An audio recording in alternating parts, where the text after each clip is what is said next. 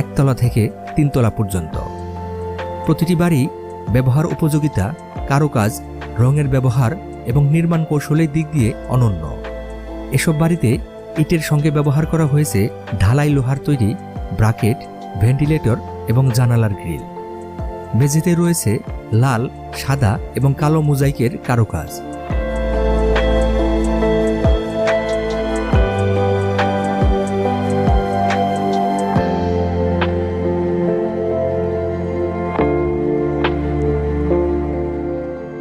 পানাম নগরীর পরিকল্পনাও ছিল নিখুঁত।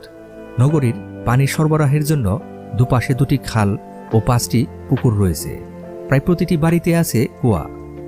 নগরীর যাতায়াতের জন্য রয়েছে এর একমাত্র এই সড়ক, যা নগরীর মাঝখান দিয়ে বয়ে গেছে এক পাশ থেকে অন্য পাশে।